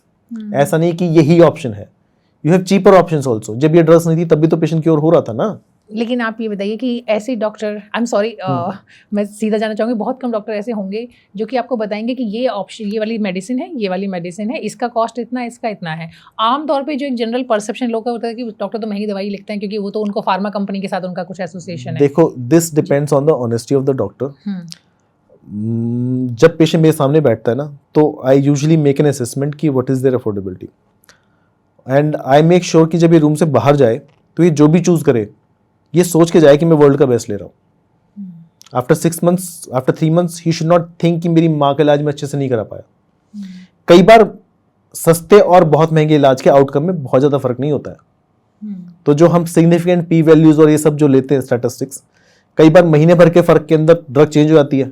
अगर आपके सर्वाइवल के अंदर महीने का फर्क आ गया तो वो सिग्निफिकेंट आ गया, स्टैंडर्ड ऑफ केयर चेंज हो गया। स्टैंडर्ड ऑफ केयर चेंज होने से आपका इलाज 3 लाख की बजाय सपोज 30 लाख चला गया। तो आप तो बोल रहे हो कि हाँ ट्रीटमेंट ये ठीक है, चैट जीपीटी भी यही बोल रहा है ट्रीटमेंट ठीक है, बट आप ग्राउंड रियलिटी देखो तो सर्वाइवल में महीने 1.5 महीने का फर्क आ रहा है। तो these things have to be discussed कि किस चीज से कितना फायदा है, कितना नुकसान है। ऐसा नहीं है कि महंगा इलाज ही ऑप्शन है। महंगे को सस्ता कर सकते हैं और वो भी अगर अफोर्डेबल नहीं है तो उसको हटा सकते हैं, उसकी जगह नॉर्मल कीमोथेरेपी भी काम करती है। तो नॉर्मल कीमोथेरेपी क्या कॉस्ट करेगा? So normal chemotherapy can be as cheap as से 2000, 3000, 5000 depending upon what drug you are using. उसमें भी कुछ हम कंपनी से असिस्टेंस प्रोग्राम्स लेके कुछ फ्री डोजेस ले लेते हैं, उस पे जैसे डिस्काउंट्स प्रोवाइड कर देते हैं कर करके, देन वी मेक श्योर कि patient doesn't leave the treatment just because the patient not able to afford. So you do not treat a patient, you are treating a family, है ना। उस एक जो है, चाहे वो फीमेल है चाहे मेल है, उसके इर्द गिर्द कम से कम 10 लोग हैं जो उस पर डिपेंडेंट है या फिर उन पे कॉस्ट जाती है तो वो कॉम्प्रोमाइज होते हैं। तो you have to discuss all these things and then decide what should be the best treatment. तो you should not just tell कि हाँ कि ये स्टैंडर्ड ऑफ केयर है, मैं अभी ये यूएस स्टैंडर्ड करके आया हूँ और ये यूज करना है। इट्स वेरी इजी टू से, बट देन सामने जो बैठा है ही इज फीलिंग गिल्टी कि मैं अफोर्ड नहीं कर पा रहा हूँ। सो you should not send the patient with the guilt, so you should send them with the confidence that you are on right treatment. जी, तो अफोर्डेबिलिटी की बात जहाँ पे आती है तो सबसे पहले तो कीमो पे ही हम अगर बात कर रहे हैं, कीमो की जब हम कहीं हॉस्पिटल से या जो डॉक्टर रिकमेंड करते हैं वहाँ से हम लेते हैं तो उसका जो कॉस्ट है, और कई बार डॉक्टर ही आपको सजेस्ट करते हैं, अगर आप बताते हैं कि इसका अफोर्डेबिलिटी कैसे हो सकती है, मेरी जेब में ही कैसे आ सकता है, तो वो आपका जो इनके डायरेक्ट आपको सप्लायर होते हैं वो वहाँ तक आपको भेज देते हैं। तब आपका कॉस्ट में बहुत अंतर आ जाता है, ज़मीन आसमान का अंतर होता है। सपोज फॉर एग्जाम्पल कोई मेडिसिन आपको 20,000 की मिल रही है तो वो आपको 2-3 हज़ार। मैम देखो, अगर बहुत ज़्यादा डिफरेंस आ रहा है ना तो फिर आपको डाउट उस ड्रग पे भी हो गया, है ना। जैसे पीछे कुछ सेम कंपनी, ये मैं अपनी एग्जांपल बता रही हूँ। पीछे ऐसा हुआ था, इम्यूनोथेरेपी की जो ड्रग्स है ना जो 2-2 लाख रुपए की थी, वो 30-40 हज़ार में बिक रही थी। एंड देन इट केम कि दे वर द खाली बॉटल्स के अंदर कुछ कुछ भर के they were that was being sold in the grey market. ये तो स्कैंडल हो गया, वो तो हर जगह पे हो सकता है। So that's what फर्क होता है, and at times we make sure कि जितना हो सके पेशेंट को हेल्प करें। But again if you have a confidence कि हाँ जहां से ला रहे हैं हम ठीक है, तो then we are with you. But make sure कि जहां से भी ले रहे हो दैट इज ऑथेंटिक प्लेस, जहां से भी ले रहे हो। तो जैसे हॉस्पिटल कोई कॉर्पोरेट ले रहा होता है तो दे यूजुअली मेक श्योर कि डायरेक्ट सोर्स से ले रहे हैं। दैट्स द क्योंकि ये थिंग। मैंने देखा है कई बार डॉक्टर्स हैं जो खुद कह देते हैं कि हम लिख दे रहे हैं, वो सामने ही खुद ही बात करा देते हैं और कहते हैं कि आप सामने बात करने के बाद कि हाँ ठीक है आप यहाँ से ले लीजिए। मैम सबका अपना प्रैक्टिस पैटर्न अलग है। जी। What we do is we make sure कि अगर कहीं पे कुछ असिस्टेंस प्रोग्राम मिल सकता है हम्म। तो उसको प्रॉपर सोर्स से वो हम उसको प्रोवाइड करा दें, जहाँ पे भी फ्री डोजेस पॉसिबल है। जी। अगर हम कीमो की ही बात करें तो तीन चीज़ें हो गई। एक हमारा हो गया कि सरकारी पे हम ट्रीटमेंट करा रहे हैं, दूसरा हो गया कि आपका ट्रस्ट जो चला रहा है जिसमें कि नॉन प्रॉफिट वाला होता है, जैसे कि आपका हॉस्पिटल हो गया राजीव गांधी, या फिर तीसरा हो गया प्राइवेट जो कि बड़े बड़े कॉर्पोरेट हॉस्पिटल्स हैं, बड़े बड़े नाम हैं। अगर मैं तीनों का जानना चाहूँ कि एक रफ आइडिया कि यहाँ पे मुझे कॉस्ट इतनी पड़ेगी, यहाँ पे इतनी पड़ेगी और यहाँ पे इतनी। सो मैम मान के चलो कि जो गवर्नमेंट हॉस्पिटल है उसमें तो प्रैक्टिकली कोई कॉस्ट नहीं होनी चाहिए। मेडिसिन तो मिलेगी वहाँ free, I don't know. I wanted this from you. Medicine. So if you want see standard of care, best therapies, then obviously they will ask you to get the medicine from outside. और oncology के अंदर main costing drugs की होती है। Doctor सस्ते हैं, दवाइयाँ महंगी हैं। Right. So if you are okay with that, then fine, अगर आप वो धक्के खा सकते हो, खाने पड़ते हैं, देखो let's know कि they are overloaded. Right. तो उसके अंदर कौन देख रहा है आपको रेगुलर, कभी कोई जूनियर देख रहा है, कभी कोई सीनियर देख रहा है, तो कर कुरा के if you are okay with that, if you can not afford then please go ahead. Treatment at least ठीक होगा, एथिकल होगा। ये हो सकता है कि आपको थोड़ा परेशान ज्यादा होना पड़े अगर एक ढंग के हॉस्पिटल में जा रहे हो, जैसे एम्स हो गया, सफदरजंग हो गया, इस टाइप के हॉस्पिटल में जा रहे हो, तो ट्रीटमेंट एटलीस्ट जो ट्रीट कर रहा है उसकी इंटेंशन खराब नहीं होगी, है ना, वो ठीक ट्रीटमेंट कर रहा होगा, एलोपैथिक मॉडर्न ट्रीटमेंट कर रहा होगा। बाकी जो सर्विसेज हैं that can be 4 star, that can be 7 star, that depends on your कि किस टाइप की सर्विसेज चाहिए। तो अब आप बात करें जैसे हमारा हॉस्पिटल वर्सेस कोई और कॉर्पोरेट हॉस्पिटल, मुझे ऐसा लगता है रफली we are somewhere around 25 to 30% cheaper, and that is why most of the cash patients are with us. ज़्यादातर पेशेंट्स सारे इंश्योरेंस पे या फिर ये पैनल्स पे रहते हैं। तो somehow we are blessed कि management has been kind enough कि they allow us to help the patient. तो that is a big difference कि कहीं पे अगर कोई कॉस्टिंग है, इस टाइप की मार्जिन है कि पेशेंट को हेल्प कर सकते हैं, तो then we are, and in fact बाहर के जैसे I am not against anyone, medical tourism है तो पेशेंट बाहर से कहीं बाहर से आता है तो उसकी कॉस्टिंग अलग रहती है ना कुछ। हमारे हॉस्पिटल के अंदर क्या करते हैं कि चाहे वो कहीं मर्जी से आया है, चाहे वो कितना ही अफोर्डिंग है, they are being treated at par with Indian patient. जो डिस्काउंट इनको दिया जा रहा है बाय डिफॉल्ट वो उनको भी दिया जा रहा है। सो हमारे पास जो पेशेंट आ रहे हैं वो बाय वर्ड ऑफ माउथ आते हैं, क्योंकि रेफरल तो नहीं आएगा फिर हमारे पास। तो बाय वर्ड ऑफ माउथ जिनको पता है कि ट्रीटमेंट एथिकल है and they are giving same treatment at cheaper cost, they turn back to us. And somehow ना हॉस्पिटल की थोड़ी इमेज नाम से ऐसा लगता है कि सरकारी है, so when they reach then they are surprise क्योंकि this is not Rajiv Gandhi is not सरकारी, it's a private hospital but then it's a non profit making organisation. एक आप बात कर रहे थे उसके ट्रीटमेंट की, कीमोथेरेपी के शेड्यूल्स की। हाँ बिल्कुल, जैसे आपने कुछ बताया था कि आपका क्या ब्रेस्ट कैंसर की हमने बात की थी। सो कीमोथेरेपीज के ना यूजुअली शेड्यूल होते हैं। तो कुछ कीमोथेरेपी होती हैं जो 3-3 हफ्ते पे दी जाती हैं, कुछ होती हैं जो हफ्ते पे दी जाती हैं, कुछ होती हैं जो एक बार 1 हफ्ते पे, एक बार 2 हफ्ते पे दी जाती है। इन जनरल जब हम बोलते हैं तो कीमोथेरेपी की जो साइकिल्स होती हैं वो 3 हफ्ते की साइकिल्स होती हैं जनरल। तो कोई अगर सपोज एडवांस स्टेज का कैंसर है तो यूजुअली हम क्या करते हैं ना, 9 हफ्ते पे उसको स्कैन करके देख लेते हैं कि जो दवाई काम कर रही है नहीं कर रही है। या सपोज जैसे ब्रेस्ट के कैंसर ले लो तो उसके अंदर जैसे हम 3 से 4 साइकिल के बाद स्कैन करके देखते हैं कि वेदर इट्स वर्किंग और not, and then you modify your treatment accordingly. And there is a definite number of cycles as far as देखो लोकलाइज ट्रीटमेंट है तो उसका ट्रीटमेंट डेफिनेट होता है कि आपको उसको 6 महीने का इलाज करना है, उसके बाद स्टॉप। बट इफ एडवांस है then you have to contain it, so कुछ ना कुछ चलता रहेगा। So continuity has to be there. So patients 6-7 साल से ट्रीटमेंट चल रहा है and they get exhausted, doctor साहब बंद कब होगा? आई टेल देम कि तुम्हारा ये ट्रीटमेंट 6 साल से चल रहा है, सेम ट्रीटमेंट, दुआ करो बंद ना हो। बंद तब होगा या तो टॉक्सिसिटी होगी या फिर डिजीज आगे बढ़ जाएगी। We don't want either of them. So advance stage you have to contain the treatment. और साथ में अभी ना लेटेस्ट बहुत सारी चीजें आ गई हैं, जैसे डेवलपमेंट्स हो रही हैं।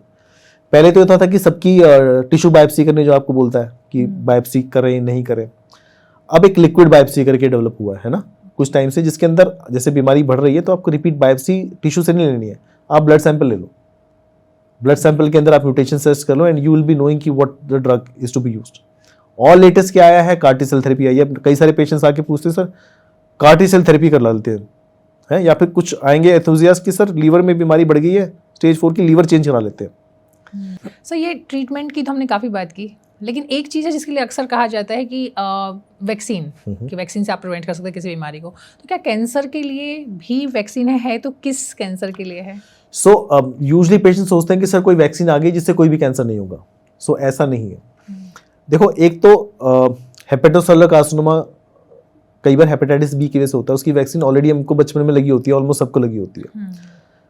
उसके बाद जो वैक्सीन कारगर है वो है सर्वाइकल कैंसर वैक्सीन, तो वो बच्चादानी के साथ सर्विक्स होता है। 99.9% पेशेंट्स के अंदर एक वायरस होता है ह्यूमन पैपिलोमा वायरस, जिसकी वजह से वो कैंसर होता है।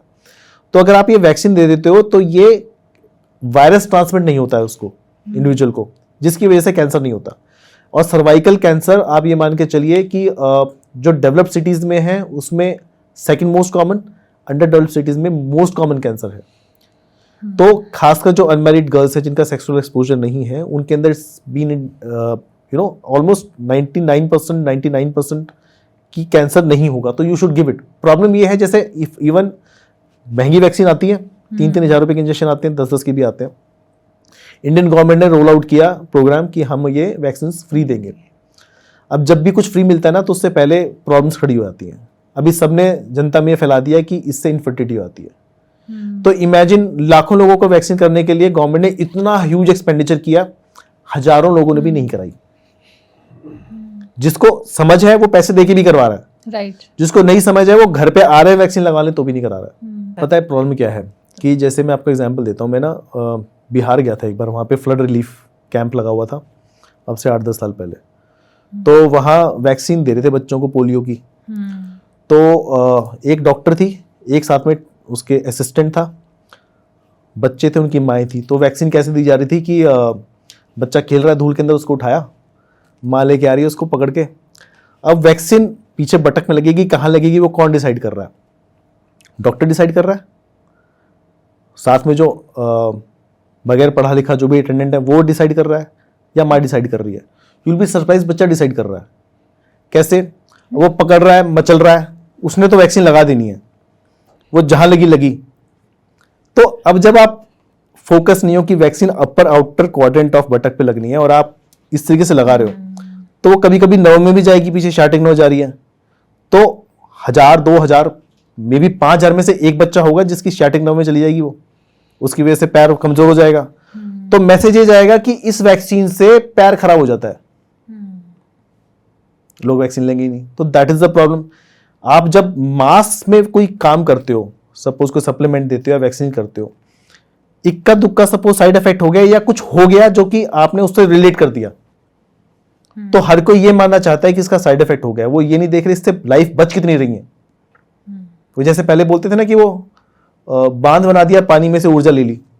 Everyone wanted to believe that and everyone believe that. So that is the problem. So I think government is still banging the head कि किसी तरीके से ये वैक्सीन ले लें लोग, after spending huge amount of money. So cervical cancer definitely vaccine लेनी चाहिए। मेरी डॉटर है, मैंने करवाई है, लगवाई है, तो everyone should do that. In fact मेरी वाइफ इन्वॉल्व है वैक्सीनेशन प्रोग्राम में, तो that's what I keep hearing कि लोग लगवा ही नहीं रहे हैं। इसके अलावा फिर और कोई कैंसर मेनली इसकी है, या फिर वो हेपेटाइटिस बी की सबको बचपन में लगी जाती है। उसके अलावा ऐसा नहीं कि कोई ऐसी वैक्सीन आ गई है कि रशिया की ये वैक्सीन आ गई है कि कैंसर होगा ही नहीं। हाँ, मेरा क्वेश्चन वही सो था। This is too premature, these are very prelim trials. अभी ऐसा कुछ नहीं हुआ है, ना कुछ आया है। जब आएगा तो we'll be knowing that will be having that drug, and come on, we are in good relationship with Russia at least. Great. So let's hope कि इस तरह की दवा, ये ड्रग्स, ये वैक्सीन जल्दी आए ताकि लोगों को फ़ायदा हो। लेकिन और जब तक नहीं आती तब तक हमें प्रिवेंशन पर कोशिश करनी चाहिए जो भी बेस्ट पॉसिबल है। डेफिनेटली। दूसरा ये कि अगर आपको कैंसर हो जाता है तो रादर देन गोइंग यहाँ वहाँ सोशल मीडिया पे फालतू की बातें सुनने के, सही ट्रीटमेंट सही टाइम पर लेना वो ज़्यादा ज़रूरी है। साथ में एक चीज़ टच करूंगा, कई सारे पेशेंट्स को लगता है कि मेरी फैमिली में तो किसी को कैंसर है ही नहीं, मुझे कहाँ से हो जाएगा। कैंसर का फैमिलियल जो रिलेशनशिप है 5 से 10% केसेस में मिलता है मुश्किल से। हाँ, इट्स हार्डली मुश्किल से 5-7% में, बाकी सबके अंदर कोई फैमिली हिस्ट्री नहीं होती है। जी। तो बड़े कम पेशेंट्स हैं जिनमें फैमिली हिस्ट्री होती है। कईयों में हम बोलते हैं कि आप जेनेटिक टेस्ट करा लो, है ना, जैसे ब्रेस्ट कैंसर में बोलते हैं BRCA टेस्ट करा लो। तो ये पहले तो कोई कराता ही नहीं था। अभी एंजेलिना जोली जी ने जब से ये सब कराया तब से लोगों की एक्सेप्टेंस है कि हाँ उसने कराया तो ये कुछ काम का होगा। तो जब जिनमें हम टेस्ट करा लेते हैं BRCA, उसके अंदर हम पेशेंट तो पहले कराना नहीं चाहता कि हाई कुछ निकल आएगा, तो डराने के लिए नहीं करा रहे हैं, इसलिए करा रहे हैं कि एटलीस्ट वी नो कि you are at high risk, we take some measures ताकि ये हाई रिस्क खत्म हो जाए।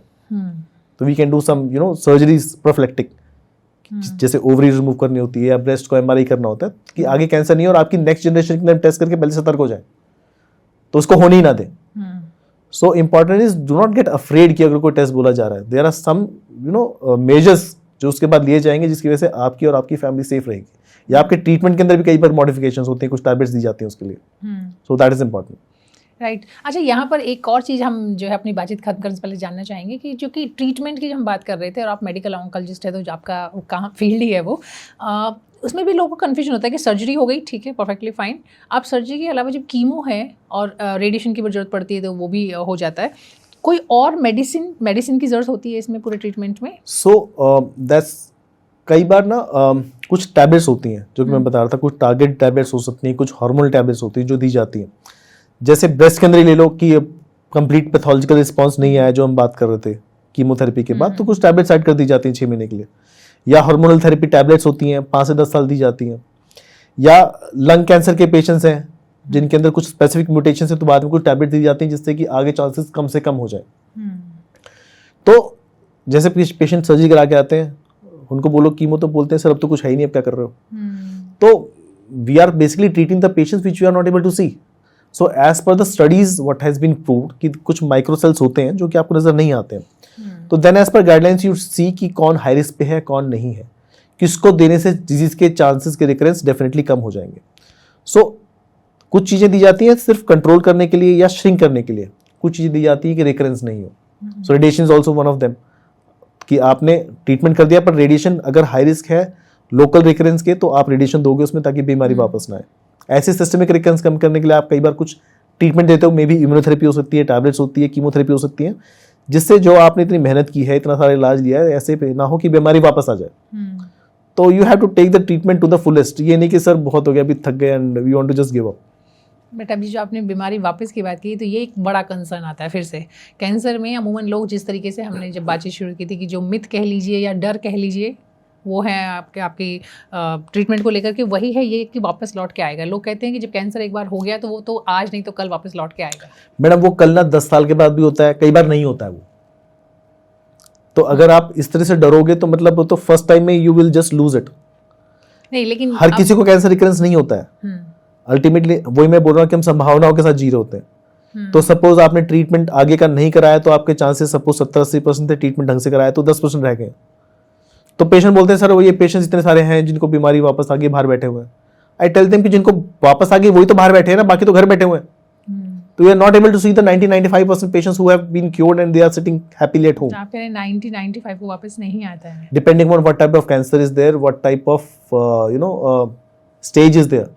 सो they are patients which are highly curative, जैसे लिम्फोमास होते हैं, ऑलमोस्ट ऑलवेज क्योर हो जाते हैं और रिकरेंस चांसेस बहुत कम होते हैं। ऐसी अगर आपने अर्ली स्टेज पे पकड़ा है, जो मैं बोल रहा हूँ अर्ली स्टेज पे पकड़ा है तो चांसेस बहुत ही कम होते हैं। जैसे ब्रेस्ट कैंसर के पेशेंट में आपने अर्ली स्टेज पे पकड़ लिया 0.5 सेंटीमीटर 1 सेंटीमीटर, 97% चांस है वापस नहीं आए। अब आपने उसको बढ़ा लिया है, नोड्स में चला गया, इधर उधर हो गया है, तो 30% चांस है उसके बाद भी वापस आएगा। और वापस आएगा, फिर बता रहा हूँ वापस कब आएगा। अब सपोज कोई 60 साल की लेडी है, उसको 7 साल बाद कैंसर आया, 67 ईयर्स हो गई, ट्रीटमेंट के बाद 75 पकड़ गई, मुझे नहीं लगता कि हम और आप 75 पकड़ने वाले हैं। तो that is the age to be positive. so we cannot say living in Delhi, I think that is too much to ask for but I'm very with lot of positive pollution person. so practically I am saying कि आप normal age आपने you are just living your normal age, जो आपकी main responsibilities थी वो सब आप कर चुके हो। You give up at 60 or you fight even with the having recurrence, either you live at 75 or you get cured, you live at till 100. So treatment makes a difference. अच्छा, चूंकि मुझे लगा कि ये मेरे मन में सवाल आए तो मैं पूछ ही लेती हूँ, क्योंकि हम डाइट की बात कर रहे थे और मैं ये एज्यूम करके चल रही हूँ कि जो आपका पेशेंट है वो सही ट्रीटमेंट ले रहा है और उसका क्योर भी हो गया, ट्रीटमेंट के दौरान भी, दोनों ही चीज़ें हैं। तो ट्रीटमेंट के दौरान ही बाद में भी वो उन्होंने अपनी डाइट में जो हमारी नेचुरोपैथी वाली चीज़ें हैं उस तरह की चीज़ों को ऐड किया, ठीक है, अच्छी डाइट ली, प्लांट बेस्ड डाइट और वो सब, तो वो कितना हेल्प करेगा? मैम ये जो हम ना सारा फोकस करते हैं ना प्लांट बेस्ड डाइट, हालांकि people may have difference of opinion, I am not saying कि प्लांट बेस्ड डाइट है और नॉन वेज खा रहे हो तो कोई बहुत बड़ा अनर्थ होने वाला है। सो अगर आप इंडिया को छोड़ दो, पूरा जापान जो है सब they are on non veg diet, maximum longevity उन्हीं की है। बट उन लोगों का बाकी सारी चीजें बहुत अलग है ना, हमने एक चीज पे बात कर रहे हैं बट बाकी हमारे मैं आपको वही समझा रहा हूँ। तो ultimately it has to be a good protein rich diet, है ना। It should have these the fibres also जो कि प्लांट्स में होते हैं। तो stop taking this extra sugars, refined you know this atta and those maida and all that. देखिए हमारे में और जापानीज में पहला अंतर तो ये कि हम लोग नॉर्मली हमारी जो लाइफस्टाइल है, जिसके पास पॉसिबल है वो उठ के काम नहीं करना चाहता है, मजबूरी में लोग काम करते हैं। अदरवाइज इसको ऑर्डर उसको ऑर्डर, घर पे बंदे को मेड को, तो पहला डिफरेंस तो यही हो गया। आपने बहुत सारी लाइफस्टाइल मैंने काफी फॉलो किया है बहुत सारी चीज़ों को, वो देखती हूँ कि रूटीन का जो खाना है वो, फिर उनका जो अपना एक शेड्यूल है, चाहे उसमें ग्रीन टी हो चाहे उसमें वार्म वाटर हो, वो सब कुछ। आप फैट देखते हैं कितने जापानीज के शरीर आप फैट देखते हैं। और मैम क्या है ना कि जो हमारा वेजिटेरियन पैटर्न है ना, हम बहुत ज्यादा प्रोटीन उसके अंदर ले नहीं रहे होते हैं। हाँ, right. Vegetarian diet is definitely good, but ज्यादा तो जो हम खा रहे हैं सब कुछ कार्ब्स है वो। तो प्रोटीन्स हम दिखने में तो बहुत हट्टे कट्टे हैं, है ना, ओवरवेट ओबीज हैं, बट सारे ज्यादातर प्रोटीन डिफिशिएंट है। I am not saying you start taking non veg, in veg also you have to take care, you take more of proteins. लोगों को पूछो तो उनको ये नहीं पता प्रोटीन है किस चीज में। अब तो चेंज हो रहा है, पिछले मुझे लगता है ज्यादातर को नहीं साल पता, में जो है ना? सबसे बड़ा चेंज तो अल्टीमेटली पनीर लोगे, सोयाबीन लोगे, दालें लोगे, दाल शुड नॉट बी कि वो पानी वाली दाल ले रहे हो, it has to be proper sprouts और समथिंग। कार्ब काफी होता है, तो दाल खरीदो सारे चावल ले लेंगे तो वो फिर कार्ब दैट इज व्हाट। और मल्टीग्रेन वेज ले रहे हैं, या फिर ब्राउन ब्रेड खा के हम सोच रहे हैं बड़ा हेल्दी खा रहे हैं। अब उसमें देखोगे पता चलेगा वो सारा मैदा ही है, ये just making fool of you. It has to be actual multigrain bread if you want to say कि हाँ we are not taking check तो करने की हम लोग की आदत ही नहीं है, पढ़ते नहीं है लेबल ना, बस वो ब्राउन दिख रही है तो फिर वो क्या हुआ है। या मैक्सिमम कोई बहुत अवेयर होगा तो एक्सपायरी डेट देख लेगा। साथ में इवन जो राइस है जो साउथ इंडिया में खाते हैं, that is unpolished rice, that is far better than what we are eating. जो हम खाते हैं व्हाइट राइस, पॉलिश राइस, और खासकर जो फ्रेश राइस खाते हो आप कुक्ड, उसमें और ज्यादा कार्ब्स होते हैं। You know if you keep the rice overnight then the carb quantity goes down. So ultimately you have to be alert कि it's good to have veg diet, but then have lot of fibers that have lots of proteins। और ये जो हर चीज में हमारे आता है ना घी डालने की, कर दैट। अभी आप बता रहे थे कि कुछ चीजें हैं जो करनी चाहिए ट्रीटमेंट के दौरान या बाद में भी, कुछ चीजें जो नहीं करनी चाहिए। अब कौन सी चीज करनी चाहिए और कौन सी नहीं करनी चाहिए? देखो करनी चाहिए के अंदर तो एक ये है कि जो फॉलोअप है वो रेगुलर होना चाहिए, जैसे बताया है। पेशेंट्स जिसमें रिकरेंस हो जाती है ना, वो मुझसे पूछता है सर हम तो रेगुलर आ रहे हैं तो बीमारी वापस कैसे आ गई? तो मैं पूछता हूँ मैं रेगुलर बुला क्यों रहा हूँ? Ultimately you want to detect it at a early stage if it hits back. तो अगर आप रेगुलर फॉलोअप पे तो एटलीस्ट कोई अर्ली साइन होगा रिकरेंस का, तो will pick it and will treat it accordingly. जो ट्रीटमेंट बताया गया है यू फॉलो दैट। अगर कोई टैबलेट्स दी गई हैं you take that. Sometimes you are giving some hormonal tablets और समथिंग, पेशेंट को लगता है मेन कीमोथेरेपी तो खत्म हो गई, अभी ये गोलियों का क्या ही करेंगे। They are as important as chemotherapy recurrence rate कम करने के लिए, that you have to follow. कोई भी अगर अलार्मिंग साइन है you should not just say कि ऐसे ही होगा, रिपोर्ट दैट। नहीं करनी में चाहिए ना, तो ये सबको पता होता है क्या नहीं करना चाहिए होता है ना। स्मोकिंग नहीं करनी है, गुटखा नहीं खाना है ना, और ओबेसिटी अवॉइड करनी है, और इनएक्टिविटी नहीं होनी चाहिए, यू शुड बी एक्टिव। तो basically lifestyle, a healthy lifestyle is for everyone, not necessarily for patient only. So dos and don'ts in general हम सबको पता होते हैं, हम बस फॉलो नहीं कर रहे होते हैं। इवन डाइटरी भी जो मैं कह रहा हूँ कि एक्स्ट्रा आप शुगर्स ले रहे हो या फिर रिफाइंड ले रहे हो या प्रोसेस्ड फूड ले रहे हो।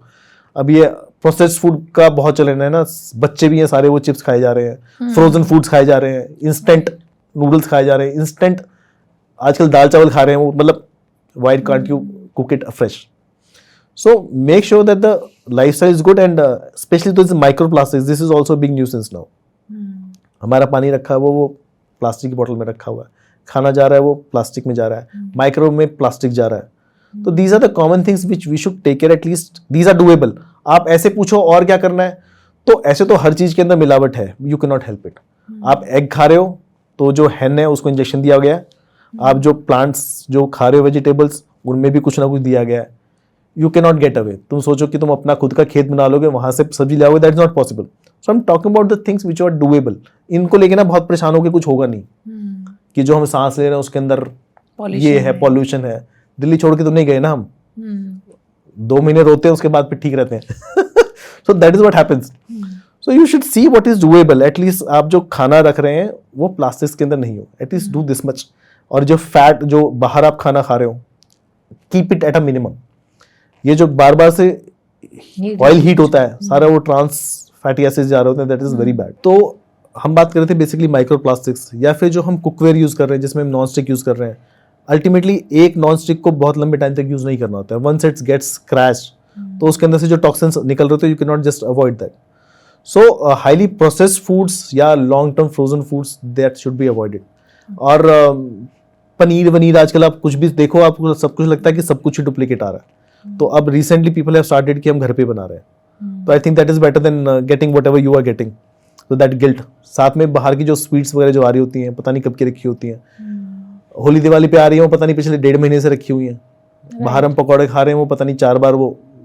तो stop using this ready-made foods and frozen foods and instant foods. ये बताइए, जाते तो हम चाहते हैं कि कोई एक किसी पेशेंट का आप हमारे साथ अपना एक्सपीरियंस शेयर करें, जो कि आपको लगता है कि हाँ वो मुझे यहाँ पे करना चाहिए इस प्लेटफॉर्म पे, जो बहुत सारे लोग के लिए इंस्पायरिंग हो सकता है सही ट्रीटमेंट के लिए। So मेरे पास ना ज़्यादातर पेशेंट्स यंग है। I'll give you example of a patient. मेरे पास कुछ पेशेंट्स ऐसे हैं कि मदर ट्रीटमेंट कराने आई है, तो जस्ट मदर ट्रीटमेंट करा रही है तो डॉटर ने ऐसे ही खुद को देख लिया थोड़ा सा और उसको हल्का सा डाउट हुआ, है ना। तो हमें लगा कि फिनिकी हो गई है ना, कि इसको हर जगह कैंसर नजर आता है। तो on safer side we evaluated बोल रही है तो, and ultimately believe me both of them are taking chemotherapy together. दोनों का रिसेप्टर टाइप भी एक ही है। अब जो डॉटर है पहले तो ट्रीटमेंट कराने को तैयार नहीं थी कि हाई ये हो जाएगा, देखो hair loss and young bubbling young 30 years, but then उसको पकड़ के जबरदस्ती बुला के मैंने ट्रीटमेंट किया, उसकी मदर को पकड़ के मैंने कहा यू नो ना what she is doing. Then both of them are on same type of therapy and both of them getting cured. So I have so many of these patients कि mother को हुआ। So it's a reality. हम जो सोचते हैं ना बहुत कम है कैंसर, ऐसा नहीं है, it's become so common. So breast self examination is very important that every month at least after 20 years of age you make sure you examine yourself well when you are taking shower or when you are lying down. So we had a doctor who's my friend, उसकी mother ने 0.5 centimetre का पकड़ लिया। हमने examine किया, हमें नहीं मिला वो, उसने पकड़ लिया। छोटी सी surgery and she just got cured. So this is the best thing anyone can do for yourself and your family. So this self examination is very important. Great. चलिए एक मैसेज आप हमारे व्यूअर्स को दे दीजिए कि कैसे खुद को प्रिवेंट कर सकते हैं। और सो आई थिंक क्लोजिंग रिमार्क में I just want to say कि keep your lifestyle healthy. It's not just cancer, it will save you from so many things, है ना। ये हार्ट अटैक्स हो रहे हैं, यंग लोगों के अंदर हार्ट अटैक हो रहे हैं। सो इवन जो जिम जा रहे हैं heart attack, don't take all those supplements जिनके बारे में आपको पता नहीं है कि उसके अंदर क्या है क्या नहीं है ना। और एक आजकल एक वो शुरू हुआ है कि हम सारी वो लिक्विड डाइट लेते हैं, कुछ तो लेते हैं। So it should be a healthy diet. Don't try to be heroic कि हम ऐसा कर रहे हैं वैसा कर रहे हैं. Be alert if something is happening to your body anywhere. कोई चेंज आ रहा है, कोई लंप आ रहा है, कोई ब्लीडिंग हो रही है, कुछ भी हो रहा है, वेट लॉस हो रहा है, फीवर हो रहा है, just be alert and you should know whom to contact. So do not have your those desi treatments or मौसी से पूछ लें and all that. So get a treatment from a place which is of well repute, where you know कि people are qualified. And डरने से कुछ नहीं होता है, लड़ने से होता है। क्या बात So है। fight, you fight and you win. बहुत बढ़िया। तो आपने जाते हमें बिल्कुल आज के जो हमारी बातचीत है उसका टैग लाइन दे दिया है कि डरने से नहीं होगा, लड़ने से होगा, बीमारी से लड़ना है। Thank you so much. Thank you, ma'am. It was a pleasure. Thank you, ma'am.